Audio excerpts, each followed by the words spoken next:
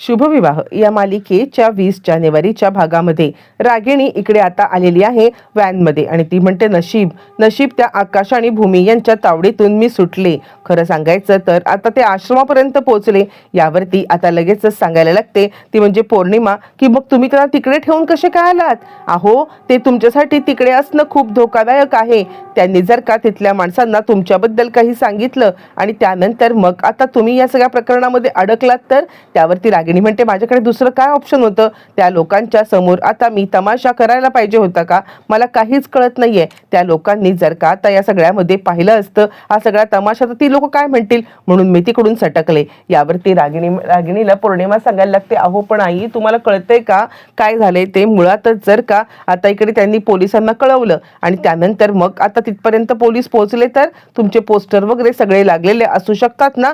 यावरती लगेचच आता इकडे रागिणीला भीती वाटते आणि ती विचार करायला लागते. त्यावेळेला मग आता भूमी म्हणते, आकाश, ही गोष्ट आपल्याला लवकरात लवकर पोलिसांपर्यंत पोहोचवली पाहिजे की रागिणी आत्या इकडे आहेत म्हणून. यावरती आकाश म्हणतो, हो भूमी, पण आपल्यावरती कोण विश्वास ठेवेल? यावरती भूमी म्हणते, काहीही असलं तरी सुद्धा रागिणी आत्या ह्या आश्रमात राहतात. ही बातमी जोपर्यंत पोलिसांना पोहोचत नाहीये तोपर्यंत रागिणी आत्या अशाच मोकाट राहतील. त्याचं काय करायचं? त्यावरती इकडे तोपर्यंत लगेचच अपूर्वा आपल्या आईला सांगते, त्या आकाश भूमीने तुला त्रास नाही ना दिला? तर अपूर्वाची आई म्हणते, मला पाणी पाहिजे, मला पाणी पाहिजे. अपूर्वा म्हणते, म्हणजे त्यांनी तुला आता पाणी सुद्धा दिलं नाही का?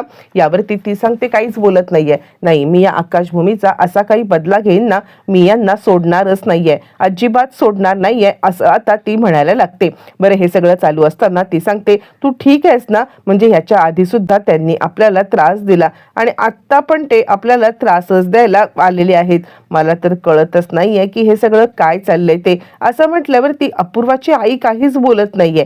ती आता काही सांगत नाहीये आणि त्याच वेळेला इकडे बलदेवला आठवते की ही अपूर्वाची आई आहे. म्हणजे मागच्या वेळेला मानसी म्हटली होती की एक बाई अपूर्वाला माझी मुलगी म्हणून म्हणत होती.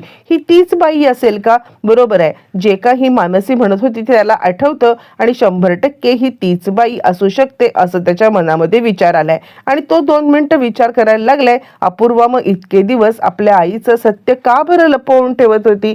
काय नक्की तिच्या मनात चाललं होतं? त्याला काही कळायला मार्ग नाहीये किंवा त्याला काही समजतच नाहीये की आपल्यासोबत काय चाललंय ते. आणि त्यानंतर मग आता तो त्या दोघींचं बोलणं ऐकतोय. त्यावरती आता अपूर्वा सांगायला लागते, त्या आकाश भूमीने आतापर्यंत आपल्याला खूप त्रास, मी त्यांचा बदला घेतल्याशिवाय अजिबात राहणार नाहीये. तू काळजी करू नकोस. त्या आकाश भूमीने आतापर्यंत आपल्याला खूपच त्रास दिलाय आणि त्यानंतर सुद्धा आता आपण त्यांना मोकाट सोडायचं नाही. त्यांचा बदला जोपर्यंत मी घेत नाहीये ना तोपर्यंत मी गप्प बसणार नाहीये. आता इकडे बलदेवला एवढं समजलंय की काहीतरी अपूर्वाच्या आईची आणि आकाश भूमी यांची दुश्मनी आहे खरी आणि तीच दुश्मनीचा बदला आता अपूर्वा घेतीये. ही गोष्ट त्याला समजल्यावरती त्याला आता खूप मोठा धक्का बसलाय आणि त्यानंतर तो विचार करतोय की आत्तापर्यंत मला असं वाटत होतं की या सगळ्यामध्ये आता अपूर्वा तिची ड्युटी करते, पण नाही, अपूर्वा तिची ड्युटी करत नाहीये, तर आता अपूर्वा फक्त बदला घेण्याचं काम करते. इकडे आता आकाश भूमी या दोघांचं बोलणं चाललंय. आकाश म्हणतो, हे बघ भूमी, आपल्याकडे मोबाईल आहे, आपण निनावी कॉल करूया. पोलिसांना निनावी कॉल येतच असतात ना, तसाच आपण एक निनावी कॉल करून पोलिसांना सांगूया की इथे रागिणी पटवर्धन आहेत, तुम्ही जाऊन त्यांना भेटा किंवा जाऊन त्यांना बघा. असं बोलल्यावरती कदाचित आता इकडे कंट्रोल रूमला फोन करून आपण हे सगळं कळवलं तर कदाचित ते आता ॲक्शन सुद्धा घेऊ शकतात. असं म्हटल्यावरती मग आता भूमी म्हणते, ठीक आहे. मग आकाश लगेचच फोन लावण्यासाठी कंट्रोल रूमला फोन करतो आणि तो सांगतो, हॅलो कंट्रोल रूम, रागिणी पटवर्धन जिवंत आहेत आणि त्या या आश्रमामध्ये आहेत. यावरती कंट्रोल रूमची बाई म्हणते, तुम्ही कोण बोलताय? यावरती तो म्हणतो, मी कोण बोलतोय, कोण काय बोलतोय हे जास्त इम्पॉर्टंट नाहीये. तुम्हाला रागिणी पटवर्धन या हव्या असतील, त्यांचा पत्ता हवा असेल तर ताबडतोब तिकडे जा आणि रागिणी पटवर्धन जिवंत आहेत याची शहानिशा करून घ्या. कसं आहे ना, आकाश भूमी निर्दोष आहेत. तुम्ही आत्ताच्या आत्ता रागिणी पटवर्धन यांना जर का शोधलं तर आता पुढच्या गोष्टी क्लिअर होतील असं म्हटल्यावरती ती सांगते, पण तुम्ही कोण आहात? आकाश म्हणतो, मी म्हटलं ना मी कोण आहे हे इतकं इम्पॉर्टंट नाहीये, तुम्ही आता ताबडतोब तिकडे जा आणि ताबडतोब रागिणी पटवर्धन यांचा शोध घ्या असं म्हणत आकाशने आता इकडे ते सांगितले. फोन ठेवल्यावरती भूमी म्हणते, काय रे आकाश, काय झालं? ते लोक कन्व्हिन्स झाले का? आकाश म्हणतो, मला नाही वाटत की ते कन्व्हिन्स झालेत म्हणून, ते उलटे मलाच विचारत होते की तुम्हाला हे कसं, तुम्ही हे कसं. यावरती ती म्हणते, पण मग आपल्याला कळणार कसं की ते तिकडे गेलेत नाही गेलेत? यावरती लगेचच आकाश सांगतो, मला काय वाटतं आपण बलदेवला कॉल करूया. बलदेवला कॉल करून आपण आता त्याला सांगूया की तू आश्रमाच्या इकडे जा, म्हणजे त्याला कळेल ना तिकडे पोलीस आलेत नाही आलेत, काय झालंय ते. यावरती भूमी सांगते, ठीक आहे, तू बलदेव दादाला कॉल कर, बलदेव दादा आपल्याला नक्की मदत करेल. बरं, आता हे सगळं चालू असताना इकडे अपूर्वा आपल्या आईशी बोलत आहे आणि तिला सांगत आहे, आई तू चिंता करू नको, मी या आकाश भूमीला धडा शिकवेन, तू पाणी पी बरं, पाणी पी असं म्हणत ती आपल्या आईला पाणी देत आहे. आणि तोपर्यंत इकडे आता बलदेवला काहीच कळायला मार्ग नाहीये की यांचं सगळं काय चाललंय, म्हणजे ही अपूर्वाची आई आणि आकाशभूमीची काय दुश्मनी आहे. पण आकाशभूमी असं कोणतंही कार्य करणार नाहीत की ज्याच्यामुळे आता कोणाला त्रास होईल. मग ही काय हे सगळं बोलतीये, काहीच कळायला मार्ग नाहीये. आणि आता तो विचारच करत बसलाय.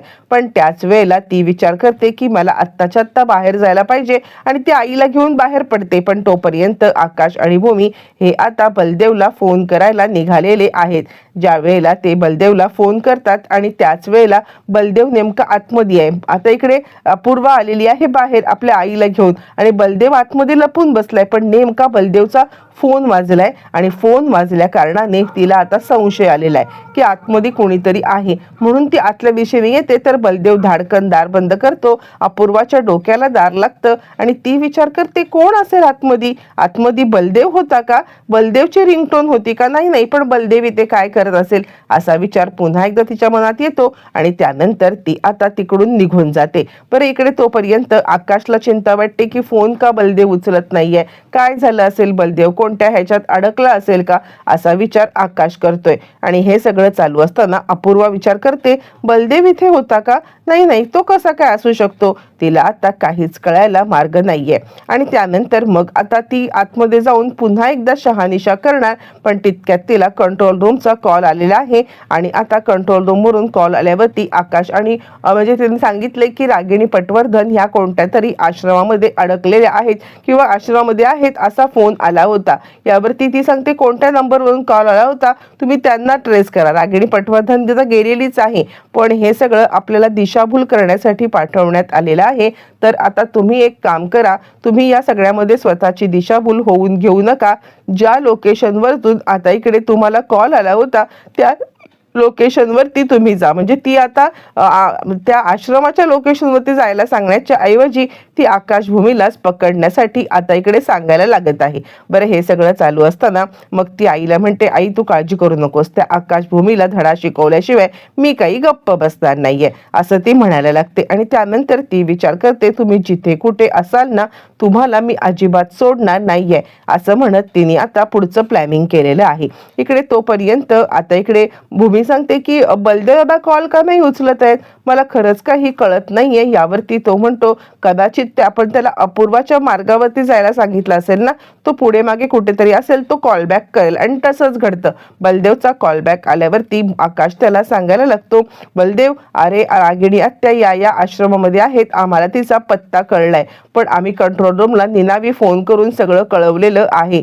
कंट्रोल रूमला फोन करून जरी कळवलं असलं तरी आता तिथपर्यंत ते पोहोचतील की नाही पोहोचतील ते जरा बघशील का तू? आश्रमाच्या इथे तू जरा गस्त ठेवलंस तर तू आम्हाला कळेल की नक्की काय घडलंय ते. यावरती बलदेव म्हणतो, चिंता करू नका, मी त्या आश्रमाच्या इथे जातोय. पण मी तुम्हाला एक गोष्ट सांगू का, मी आत्ता अपूर्वाचा पाठलाग करत होतो आणि त्यानंतर मग आता लगेचच मी अपूर्वाचा पाठलाग करत असताना मला जी गोष्ट कळली ना, तिची ती आईच आहे. म्हणजे ती तुम्हाला म्हणत होती ना की तिची आई त्या ठिकाणी म्हणजे कुठे आहे तर ती तिची आईच आहे आणि काहीतरी तुमच्याशी तिचं वैर आहे. आणि आता ती सांगते की मी बदला घेणार आहे, तुम्ही तिला ओळखता का, मी तुम्हाला फोटो पाठवतो असं म्हणत अपूर्वाच्या आईचा फोटो पाठवल्यावरती आकाश म्हणतो, ती आम्हाला सांगत होती की तुम्हाला हिच्याबद्दल काही माहिती आहे तर तुम्ही मला सांगा. आणि ती आमच्यावरतीच संशय घेत होती, पण अरे आम्ही याच्या आधी त्या बाईला कधी पाहिलेलंच नाहीये, मग कशासाठी आम्ही सगळं हे करू, म्हणजे आम्ही मुळातच तिला आत्ताच पाहतोय असं म्हटल्यावरती तो म्हणतो नाही, मग तिचा काहीतरी गैरसमज झालाय आणि याच गैरसमजामधून ती आता हे सगळं करत आहे असं म्हटल्यावरती आकाश आणि भूमी दोघं जण विचार करतात आणि ते सांगतात नाही, पण काहीतरी अपूर्वा आमचा बदला घेते हे आम्हाला आधीपासून वाटत होतं, तिच्या डोक्यामध्ये आमच्याबद्दल काहीतरी आहे एवढं खरं. त्यावरती बलदेव म्हणतो ठीक आहे, ते काय गोष्ट आहे ते आपण शोधूनच काढू, पण मला काय वाटतं माहितीये का, तुम्ही एक काम करा, तुम्ही सेफ ठिकाणी जा, मी बघतो त्या आश्रमाच्या इकडे जाऊन त्या ठिकाणी पोलिसांची गस्त वगैरे काही आहे का. पण मला ना मागून पोलिसांचा आवाज येतोय सायरनचा, म्हणजे तुमचं बहुतेक लोकेशन ट्रेस केलेलं आहे आणि तुम्हाला पकडण्यासाठी बहुतेक पोलीस येत आहेत. मला काय वाटतं माहितीये का, तुम्ही इकडून पळा, ताबडतोब तिकडून पळा आणि आता निघून जा.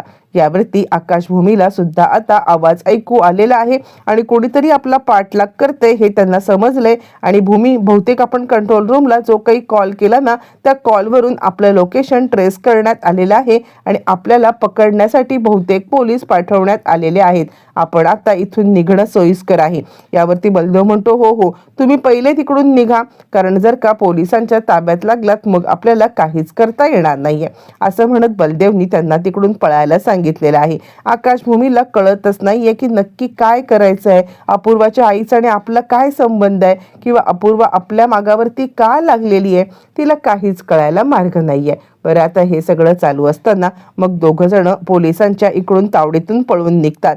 त्या इकडे आता रागिणी आलेली आहे, आपल्या माणसांना सांगतेय हे बघा, म्हणजे उगाचच काहीतरी चुकीचं हे करू नका, काही झालं तरी सुद्धा ते दोघं आश्रमापर्यंत पोहोचलेले आहेत. आश्रमापर्यंत जरी पोहोचले असले तरी आपल्याला उलटा डाव खेळायचा आहे आणि त्यांनाच त्यांच्या घशात दात अडकवायचे आहेत आणि त्यासाठी प्रयत्न करायचे आहेत. यावरती माणसं म्हणतात पण करायचं काय आपण. यावरती ती म्हणते मी सांगते काय करायचं ते, पण उगाचच या प्रकरणामध्ये मी अडकली गेली नाही पाहिजे असं म्हटल्यावरती पौर्णिमा म्हणते पण आता काय करायचं. यावरती लगेचच आता सांगायला लागते रागिणी, तुला प्रश्नच पडलेले असतात ना, काय करायचं, प्रत्येक वेळेला सोल्युशन नाहीच आहे ना तुझ्याकडे. हे बघ, एक गोष्ट करायची की आकाश आणि भूमी हे कोणत्याही परिस्थितीमध्ये पोलीस स्टेशनला गेले नाही पाहिजेत. यावरती ती म्हणते पण ते आपलं का ऐकतील, ते जाणारच ना पोलीस स्टेशनला. यावरती ती सांगते आता मी जे काही सांगते ते नीट ऐक, मी सांगते तसं केलंच ना ते पोलीस स्टेशनला जाणार नाहीत, लवकरात लवकर मी सांगते ते कर. आणि तिने आता इकडे पौर्णिमाला एक गोष्ट सांगितले, क्षितिजाला किडनॅप करायला. क्षितिजाला किडनॅप केलं की आकाशभूमी घाबरतील आणि पोलिसांपर्यंत बिलकुल जाणार नाहीयेत आणि त्यानंतर मग आता लगेचच इकडे ती तिच्या माणसांना आकाशभूमीचा शोध घ्यायला सांगते. तुम्ही आकाशभूमीला पकडा आणि तोपर्यंत ते तोंड उघडणार नाहीत याची खबरदारी मी घेईन असं म्हणत तिने आता मोठा प्लॅन रचलाय. माणसं गेलेत आकाशभूमीला पकडायला. लगेचच तिने पौर्णिमाला सांगितले की तू क्षितिजावरती नजर ठेव आणि तिला किडनॅप कर. तिला किडनॅप केल्यावरती मग हे दोघं जण काहीच करणार नाहीत, आपण त्यांना एक मेसेज पाठवून देऊ असं म्हटल्यावर ती नालायक पौर्णिमा घरी येते आणि क्षितिजाला सांगते चल बाळा आपण बाहेर फिरायला जाऊया. ती तिला बाहेर घेऊन जाते आणि म्हणते 2 मिनिटं तू थांब, मी माझी पर्स विसरले, पर्स घेऊन मी येते. म्हणून ती पर्स आणण्यासाठी जाते. तोपर्यंत रागिणी क्षितिजाला किडनॅप करते. किडनॅप केल्यावरती ती तिला घेऊन जाते आणि त्यानंतर इकडे आता पौर्णिमा रडत रडत घरी येते. घरी आल्यावर ती पौर्णिमा सांगायला लागते मी माझी पर्स आणण्यासाठी 1 मिनिटासाठी इकडे आले आणि पाहते तर काय, तोपर्यंत क्षितिजा गेली होती. मलाच कळत नाहीये की काय झालं होतं, मला खरंच खूपच भीती वाटतेय असं ती म्हणायला लागते. त्यावर ती सगळ्यांनाच खूप मोठा धक्का बसतो. अचानकपणे हे सगळं कसं काय घडलं आणि तोपर्यंत रागिणीचा मेसेज आलेला आहे. रागिणीचा मेसेज आलेला आहे आणि रागिणीने सांगितलेलं आहे की क्षितिजा माझ्या ताब्यामध्ये आहे, खबरदार जर पोलिसांना करण्याचा प्रयत्न केला तर. इकडे आता आकाश खूपच चिडलाय आणि तो सांगतोय आत्ता तर आपण क्षितिजाला तिने काही केलं ना तर मी आत्याला बिलकुल सोडणार नाहीये आणि आता पोलिसांना कळवण्याची चूक केली तर क्षितिजाचा जीव जाईल. हा मेसेज वाचून आकाशची तळपायाची आग मस्तकात गेले आणि तो सांगतोय की आत्तापर्यंत रागिणी आत्याला काही केलं नव्हतं, पण आत्ता रागिणी आत्याला मी मारणार म्हणजे मारणार असं त्यांनी म्हटलेलं आहे.